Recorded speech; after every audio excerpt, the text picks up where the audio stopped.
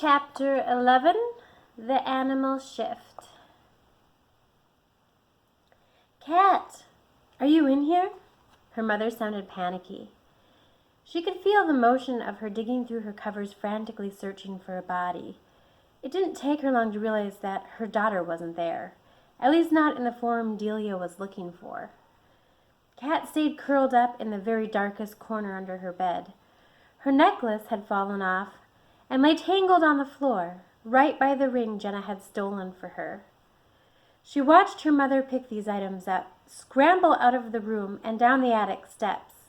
She cautiously exited her room as well, blithely gliding along the sides of the steps so they didn't creak. She peered around the corner to see her mother dialing. "Come on, Steve, pick up," Delia said urgently under her breath. Instead, she got his machine and left a rambling message. "Steve, hey, it's me. I don't want to alarm you, but I got home late last night and I saw that cat stuff was here, so I assumed she was in bed. I went to wake her for school and she's not here. I'm hoping that you've heard from her, but I'm going to call her friends and the sheriff's office. Give me a call back as soon as you get this." Her mother was obviously terrified. She watched her pace into the living room as she made several more calls. Now was her only opportunity to slip out unnoticed. Cat was thankful that the screen door to the back porch wasn't latched. Pushing it with her paw, it easily swung open just enough so that she could sneak out. Once outside, she made her way slinking through her neighbors' yards. It was so weird knowing that she looked like a feline and went about relatively unnoticed. Once she made it to the end of her street, she picked up her pace. With the stealth of her newfound form, Cat plodded toward the forest. There was only one place to go, the willow. She didn't know why she was drawn there instead of to Shrinington. Like always, she trusted her instincts and made a right turn at Bluff's trail. The sun beat down on her black fur, and her green eyes could see like never before. She dubbed it vampire vision. Colors were more vibrant, and it was not a problem to view long distances. Maybe her mom was right. Her human form definitely should consider glasses. She padded swiftly across the bridge, careful to go around the pieces of wood that were rotten. Her tail had a mind of its own, flicking back and forth.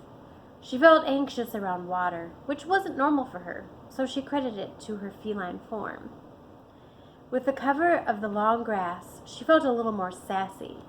Upon entering the shade of the willow, Cat suddenly realized that she knew about the pixies, but she didn't know if she would be welcome in their presence. Everything was quiet. The birds and the tree frogs were silent, not even a cricket daring to sing a note. She opened her mouth expecting to let out a meow. Instead, her human voice called out, "I need help, and I think you need help too." Only silence answered, so she rambled, like all teenage girls do. "I met what I think is a fairy. I didn't believe it at first, but I've seen her more than once. I know that this is where she lives. If I'm frightening all of you right now, please be reassured that I'm not really a cat. Well, my name is Cat, which is short for Katerina, but I promise I mean you no harm." Dasakata was totally astonished when she heard the voice of the girl she tried to contact emanating from the form of a feline. But this was Earth, and pretty much anything was possible here. Most of the pixies had gone into the safety of the willow, but she'd stayed behind with a few in her unit on a branch to face the oncoming threat. They'd seen the prairie grass and wildflowers gently splitting in opposite directions, which indicated that the gnomes were coming. They hadn't expected to see a cat, a natural enemy, because pixies are often mistaken for hummingbirds. In a moment of bravery, Dasakata fluttered down directly in front of the cat's eyes. She knew that she needed to own up to her actions. The strict order of the pixie colony was crumbling at her feet. It would be shameful admitting her infractions, yet possibly the only thing that would save them. Dasakata closed her eyes and thought about Pelivan. Would this mean she would be exiled, or worse, shunned, and they could never be recognized as Genak? Then again, if the gnomes were victorious, none of them would be safe, and partnering would cease. Cat controlled her impulse to bat at the pixie and carry her off to be eaten. It was difficult to keep her urges at bay. Her green eyes focused intently on her prey. Friend. It was a relief to finally be able to clearly hear her. Mina da sakada ia maui pixie, maui da daktiem pamagit. My name is Dasakata, and we are Pixie. We need your help.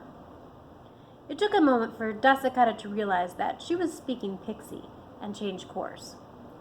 My name is Dasakata. We are Pixies. We need your help. She spoke in broken English. With the knowledge from the Pasdara stone ring she'd stolen from her mother, she realized that her speech was a little choppy. I know you human.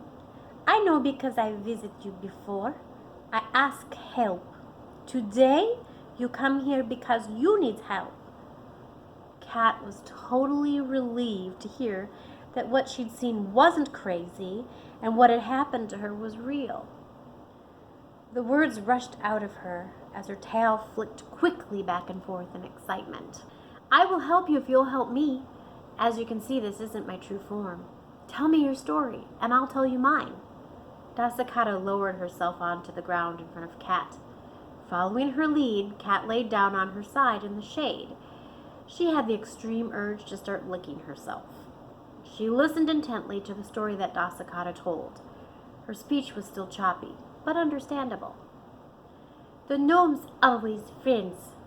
We work together in the forest. Genkaros a good wise leader. Me not understand why gnome fights us. Gnome's sick. When did this start happening? Asked Cat. Dasakata couldn't give her a date. They didn't keep human time. The night be very dark, wind through trees, acorns fall like rain. Cat abruptly stopped grooming herself and focused intently on Dasakata. If she were in her human form, her face would be ghostly white from the realization. Winnie had led them to cast a horrible spell. They were naive to think it had done nothing. So, after the winds and acorns fell, the gnomes started attacking you? Cat asked to clarify. Dasakata urgently told her more. Yes, gnomes different now. Eyes black and teeth sharp. Not how gnomes look. She was frustrated that she couldn't tell her more details because she didn't have the human words. Dasakata, have you watched me in the woods before? There is this place I go. Fluttering her wings in excitement, she interrupted. Yes, me view you at the Vikanka place. Work magic. So that confirmed her suspicions. She had been watched by this tiny being several times. What is Vikanka? Cat asked. Dasakata wasn't too familiar with the magic people. There were very few of them left. They'd gone into hiding long ago. Many of them had quit the practice. The old religion had been replaced, which made the severance of the pixie from the human realm much easier. It was better not to be involved in their affairs. Anyway, they had been relegated to folklore, and the elders preferred it that way. After conversing for a few minutes, the others realized that Cat was not dangerous. A Jara Jessamine had been summoned to greet their new visitor. The Mlado Chanak accompanied her as she descended to the ground. Cat stood up in surprise as a large number of pixies approached. It took a lot of restraint to not hiss and bat at them. Jessamine stood at Dasakata's side, and pixies, possibly thousands, fluttered just above her head. Cat knew that the fairy next to Dasakata was unequivocally the most powerful. She looked young, but Cat's instincts told her that she was much older than Dasakata. Ancient, perhaps. Her voice was beautiful. It sounded like a bell as the pixie language trickled from her lips. She pointedly asked, Dasakata, katuwa jamunka? Kanak tiem znatka yazikal chilikavat? Dasakata, who is she? How do you know the human language? Dasakata was temporarily frozen. She could not believe that her Ajara was standing beside her, nor that the human she'd once spied upon was now a mortal enemy. But not really. Well, her form, as of right now, was indeed an enemy. It was surreal, and possibly exactly what needed to happen. Dasakata steadied her voice, ready to confess the numerous rules she'd broken. Ajara, mina prashanayo nuk mina smotrakonka. Queen, I'm sorry, but I've been watching her. She gestured to Kat. After an awkward silence, she continued. Unka nem kushkala, unka human? She's not a cat. She's a human. Queen Jessamine raised an eyebrow at the break in the Pixie language. Dasakata started to lose her cool. She tried desperately to explain while minimizing her dalliance. Когдот меня видел он кадла первого время кетак вудрака. Старшик magica мистрак ват виканка. When I saw her for the first time, it was in the woods, at the old magic place, when Wikanka still met. This was a little white lie. The first time she'd seen Kat was in her yard, well beyond the woodland. However, given the circumstances, Dasakata knew that she had to be diplomatic.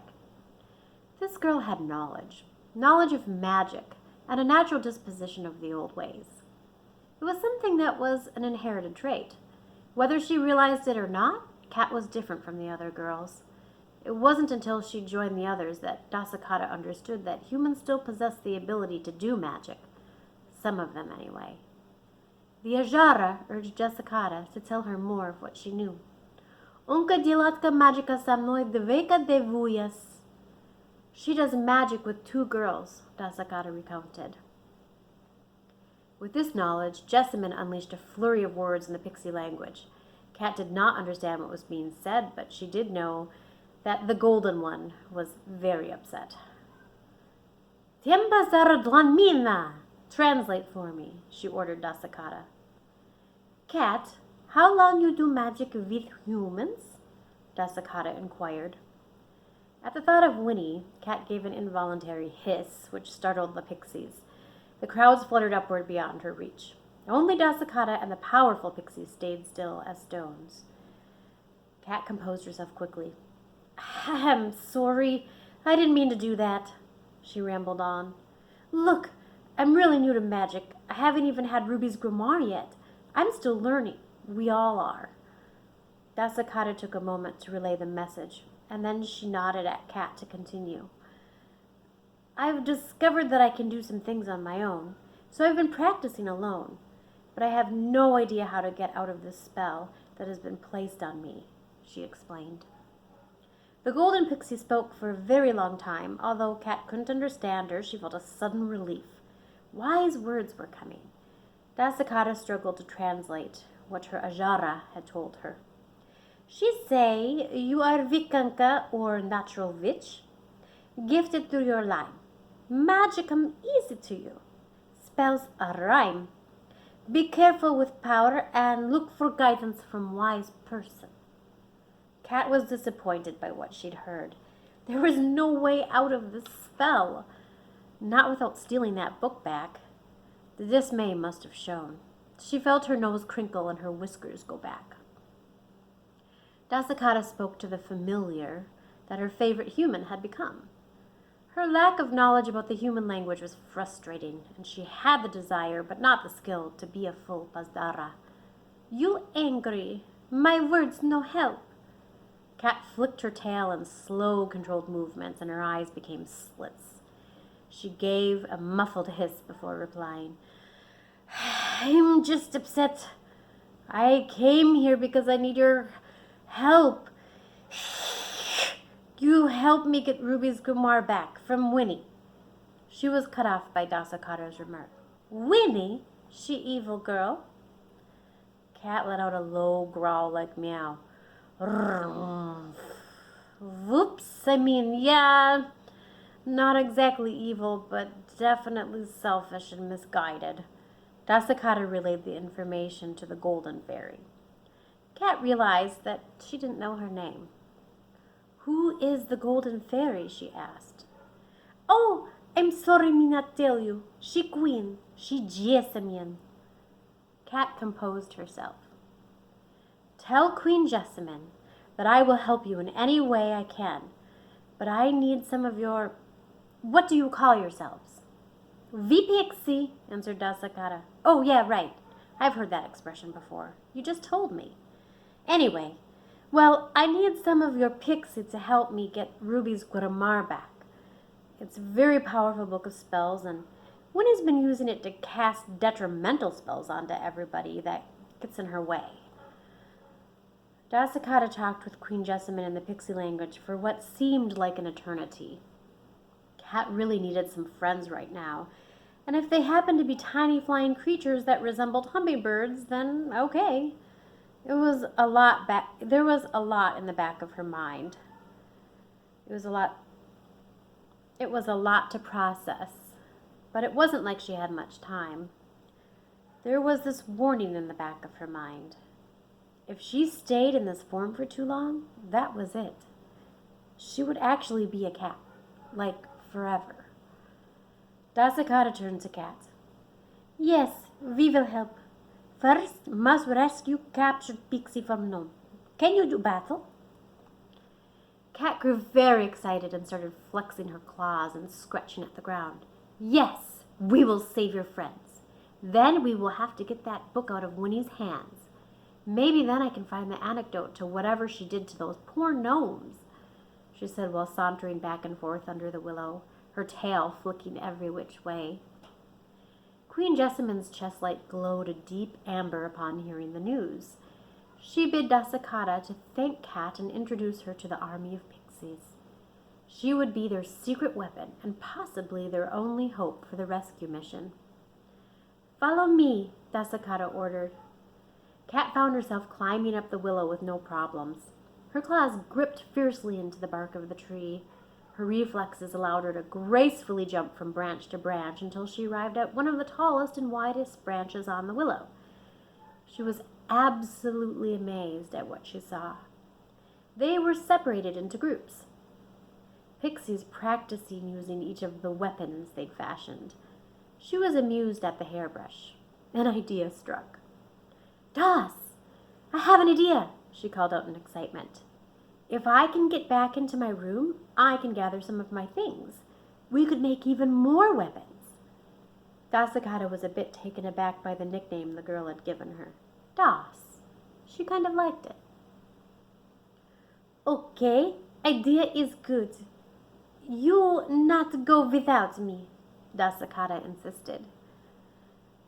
At that moment, Dasakata realized that they had garnered some attention. There were many pixies standing around them, their mouths gaping in total awe of a mortal enemy sitting on their branch talking in human. It was clear that some of them had not been made aware of the goings-on under the canopy of the willow. "Ouch!" Kat felt a sharp pain in her back paw. A pixie had jabbed her with a miniature spear. It was about the size of a toothpick. She involuntarily swatted at the pixie with her tail, sending him flying. A hiss flew out of her lips. "I'm not the enemy!" Everything moved in slow motion. A male pixie approached Dasakata as the others backed far from her. Dasakata was in a war of words with him. "Gillik, Timnyam Panyalik." "Gillik, you don't understand." There was a flurry of pixie language, and Kat could feel the hair on the back of her neck stand up. She realized that she looked very antagonistic to them, but she couldn't control it. Gillik was confused and angry. "Katoe eta kushkala." "Who is this cat?" he demanded. Dasakata calmly explained to her commander, what had taken place. Gillik was very snide with her. He refused to let Dasakata leave with the feline. He was convinced that Kat wouldn't be able to control her instincts and would turn on Dasakata. Although she wasn't quite sure of herself, she felt insulted by this insinuation. Of course, Dasakata was translating everything as best she could. Listen, Das the boss is going with me, and Jessamine approves, she purred. If you want to use me in a battle, you'd better let my human half do the thinking and my cat half the fighting. Got it? Dasakata's gurulapa glowed a translucent white. She couldn't hide the pride that she felt in the girl. There was a reason she'd always been drawn to her. Gillick was uncooperative. Niem, mina delaska tim kapitanka. Timnim atpuskara. No, I am making you a captain. You cannot leave, he ordered. Then, just to let her know that he knew, he added, Pelevinem likushatim idat sam noikoshgala. Pelavin would not be happy if you go with the cat. Dasakata was enraged by his arrogance, and that he knew there was something between her and Pelavin. Had Pelavin confided in Gillick? Did he know about their union? Her thoughts swirled as she tried to recall their secret encounters. She'd believed they'd gone unnoticed, but she was not positive. Dasakata straightened, making the decision to be disobedient once again. There was no choice. She had to go with Kat to make sure they were well prepared against the gnomes. Damn him for stealing information from her and rising to his position. Dasakata conceded that he was excellent at politics. It was in his line, after all. Thanks for listening.